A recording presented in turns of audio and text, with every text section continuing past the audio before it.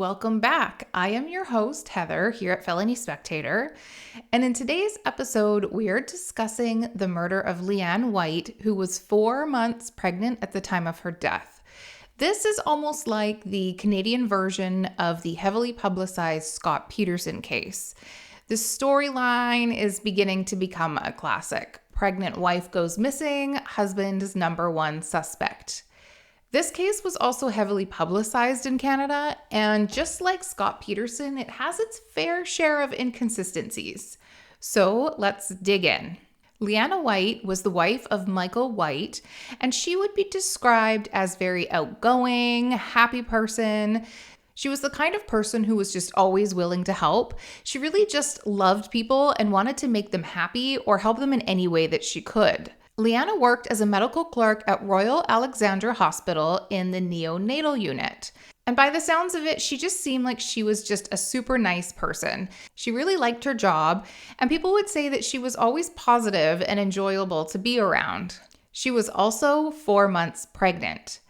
When she announced her pregnancy to everyone, she seemed thrilled. Her coworkers and friends, they were all happy to hear the news and would never suspect that there was anything bad happening in her life. She already had a daughter named Ashley with her husband Michael, and she seemed happy to be giving Ashley a younger sibling.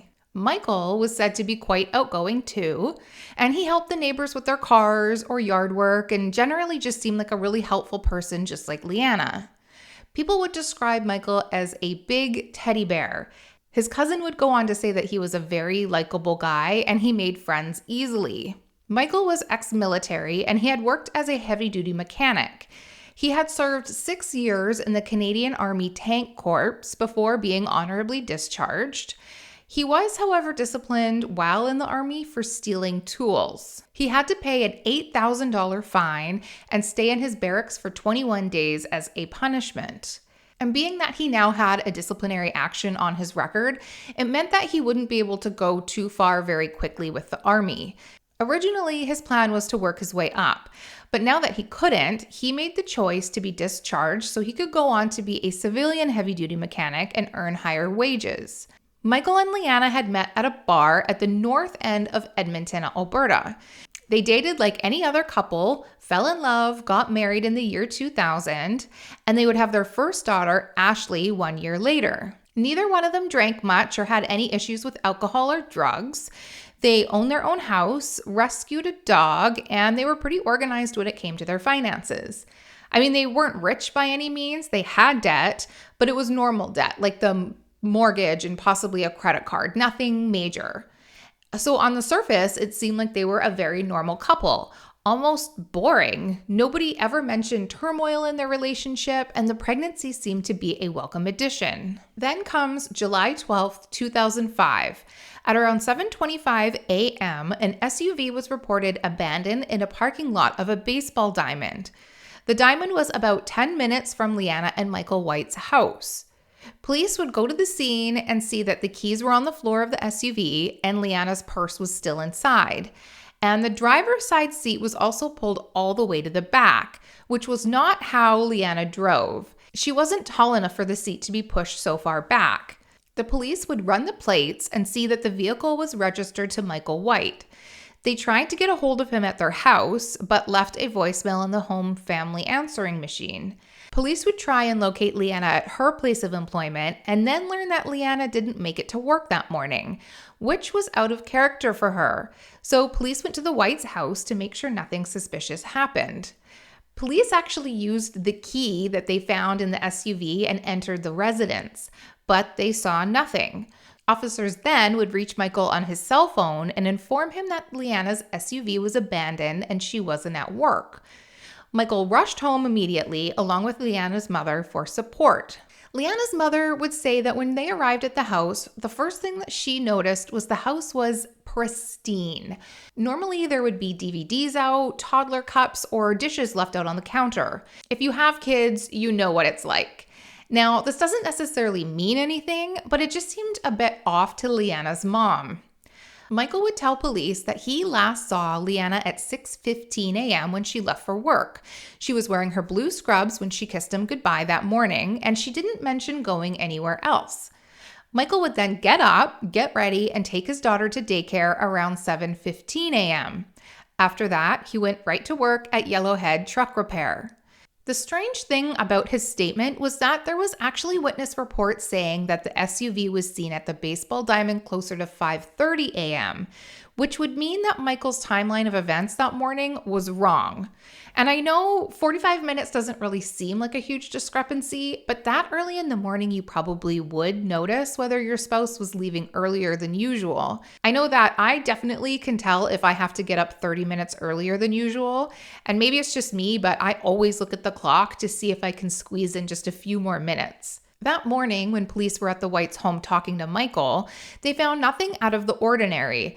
In fact, Michael's house was very clean and organized. It didn't appear that the house was a murder scene whatsoever.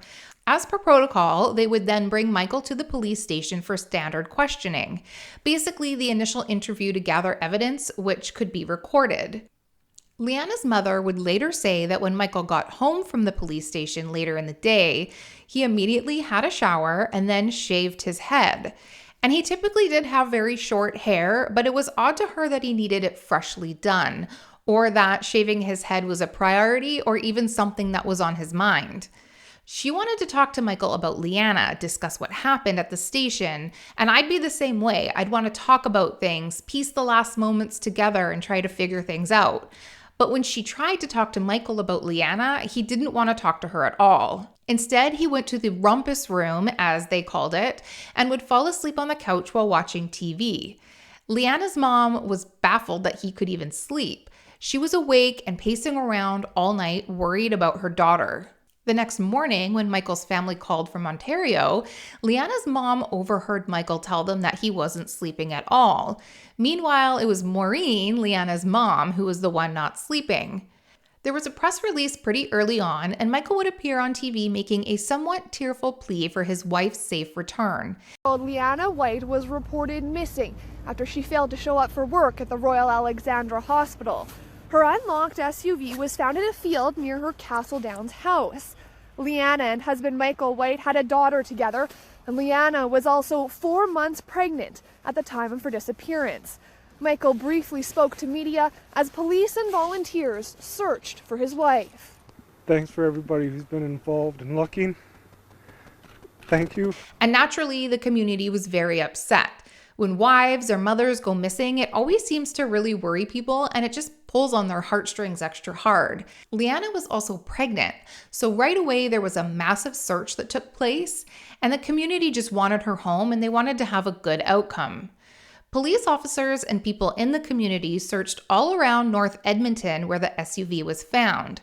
And Michael would make another media appearance the following day, thanking everyone for their hard work. When asked if he had anything to say to Liana if she was listening, his response would be, "Hold tight, Liana." Now, this lack of urgency or emotion really made people question whether he knew something more. He was immediately scrutinized by the media and everyone who watched the news that night. It was very reminiscent of Scott and Lacey Peterson, a fairly unemotional husband looking for his pregnant missing wife, and media would grab a hold of this and spread it all over Canada. And I believe the negative attention kind of got under Michael's skin because he would then go on to say that his sorrow had turned into anger and that it was about time that he started looking for himself, meaning that he wasn't really satisfied with what the police were doing. It's later said that police were actually happy to hear that Michael wanted to search because they hoped that Michael would lead them to Liana. Now, police at this point had no other suspects. Everyone loved Liana, and there was no reason for anyone to want to harm her. In situations like this, the spouse is always the number one suspect, and Michael was also the last one to see her, so they felt that he was their best bet. The police were also suspicious of Michael because Liana's SUV was always parked in the locked garage of their home. So in the morning, she technically would have gotten into her SUV while it was still in the garage, backed out, and headed off to work. So what happened? Did someone break into the garage? Michael would have probably heard of commotion. Or did someone stop her on the street? Unfortunately, there wasn't any doorbell cameras or surveillance in the immediate neighborhood. So on Saturday, the 16th, 4 days later, police would get a warrant to do a detailed search of Michael and Liana's home. And this lasted from Saturday until Monday. And Michael had his family from Ontario staying at the house at this point.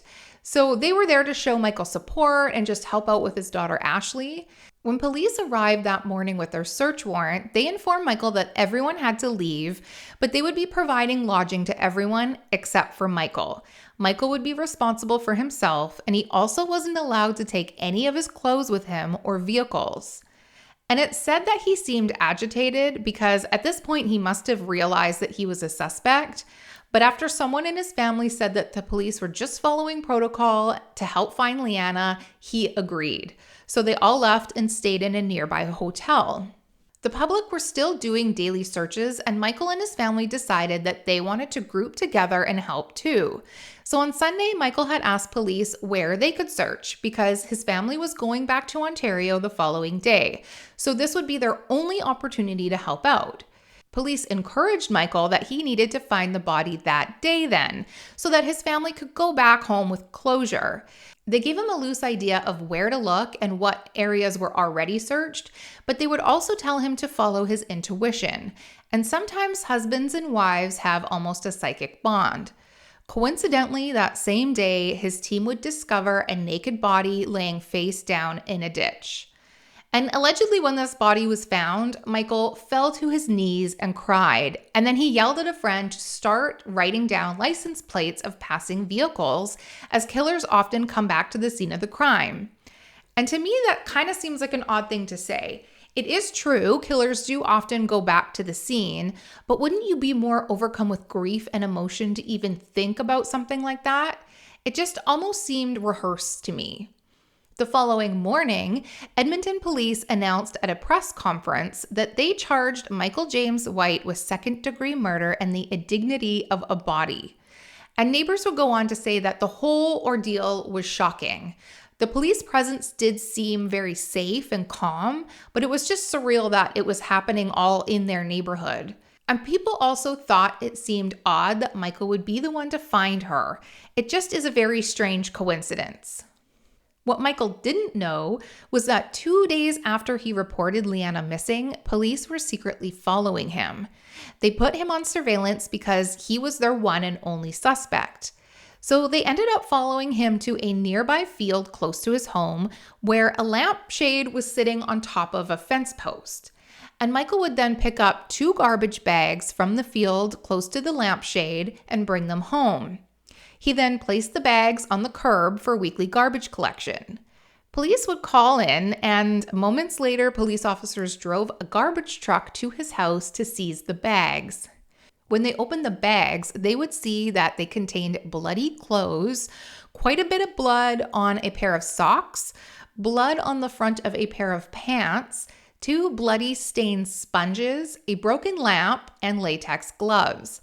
The lamp matched one sitting in the couple's bedroom, and one of the clothing items was a regimental t-shirt from Michael's old army unit. They suspect that the lampshade on the fence post was a marker for Michael, so that he would know where he hid the garbage bags to collect them later.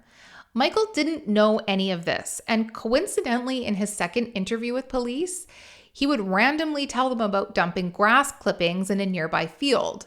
And this field was right where they saw him pick up the garbage bags one night earlier. Apparently, the discussion on the grass clippings was completely unprompted and not specifically relevant to what was being discussed. So why did he bring up throwing away grass clippings? It just seems like he was trying to cover up himself in case somebody saw him. Or was it just a strange coincidence? When the coroner report came back, it would say that Liana was stabbed twice in the back of the head, with the fatal stab wound being her neck. Her body was really badly decomposed, so they weren't really able to tell the time of her death either. They also needed dental records to identify her as well. And I should point out that it's really quite hot in Edmonton in July, so decomposition would be pretty quick, and 4 days in the hot sun would absolutely make the body unrecognizable. Police had a theory.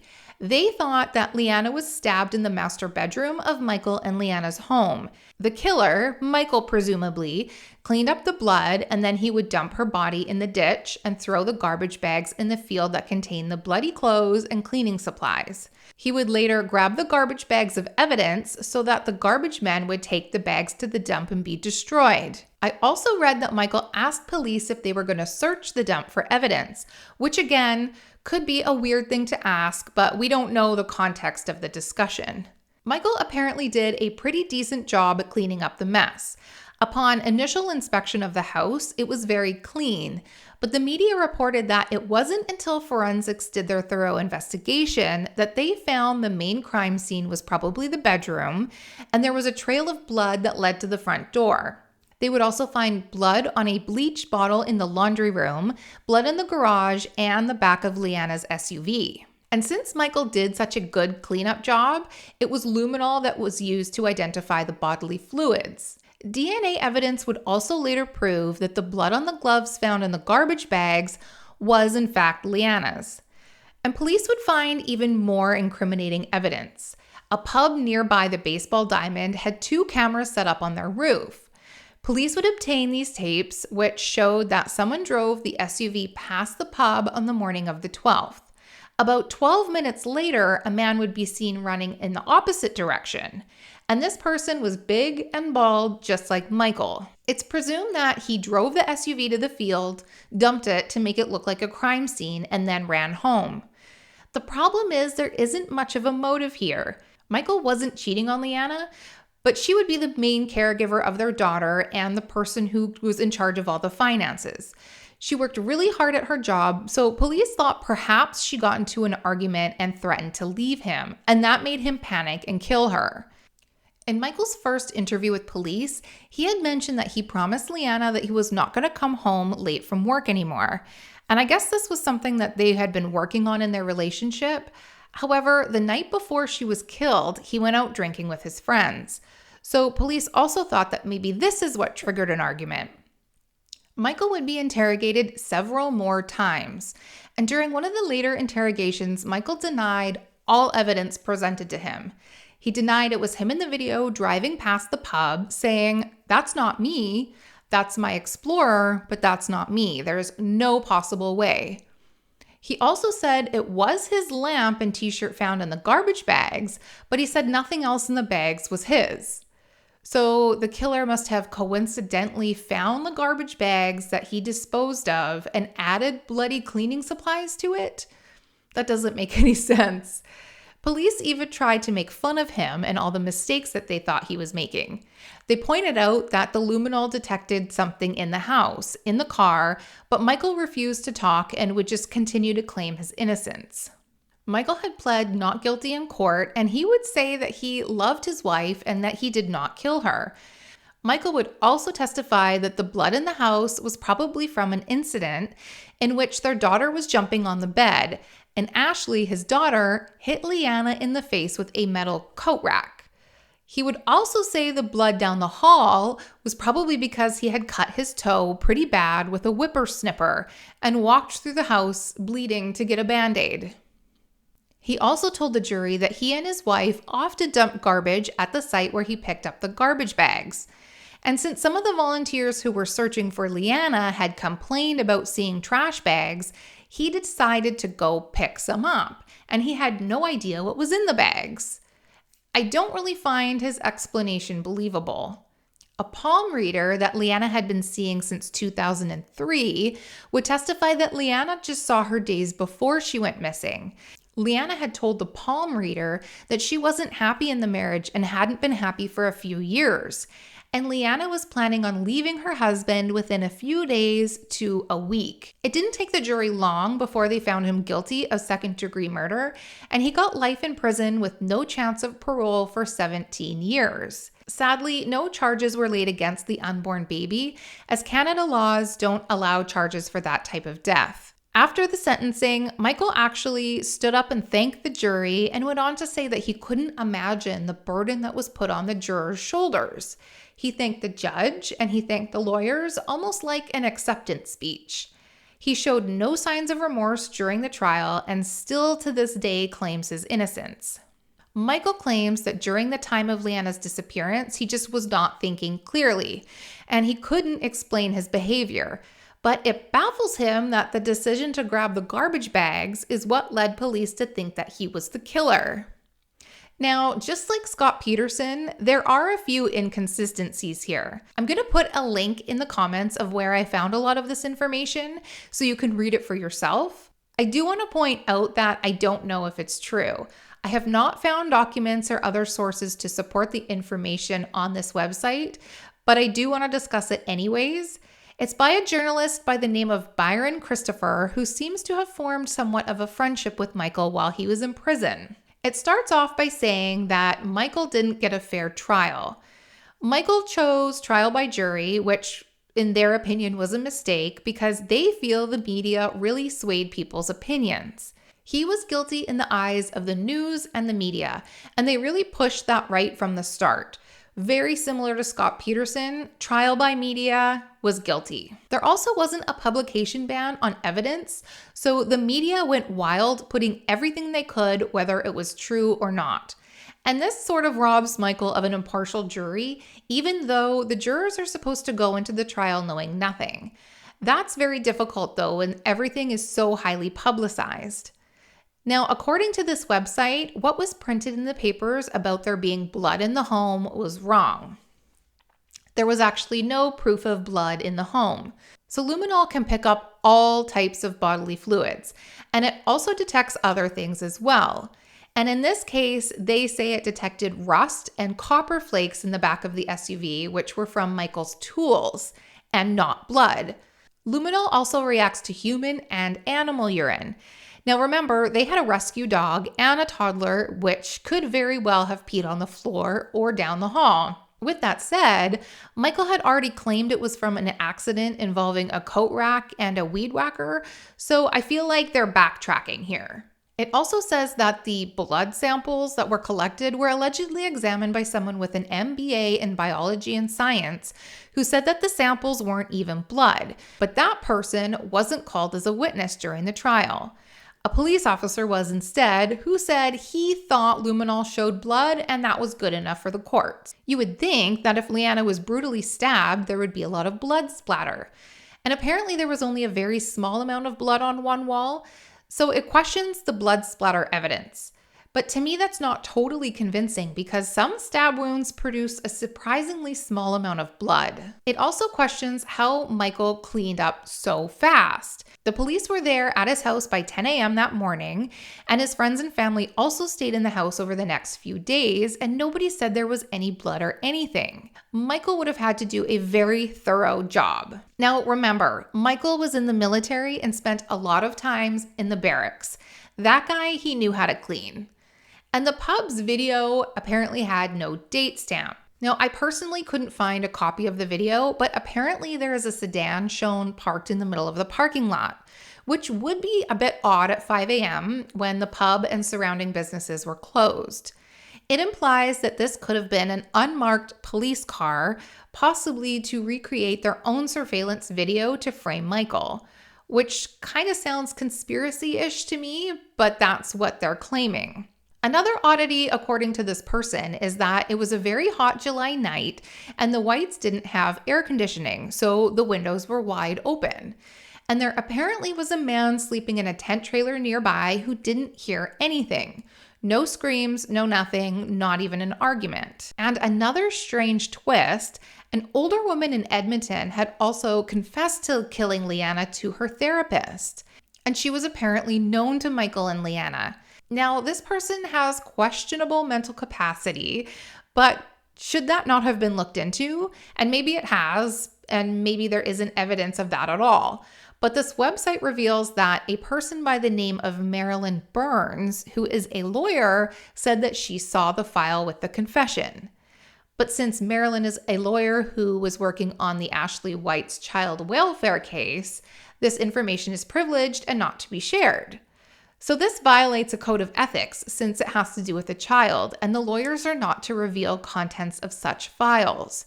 So that wasn't brought up in the trial. And this woman who admitted to killing Liana has also a history of violence.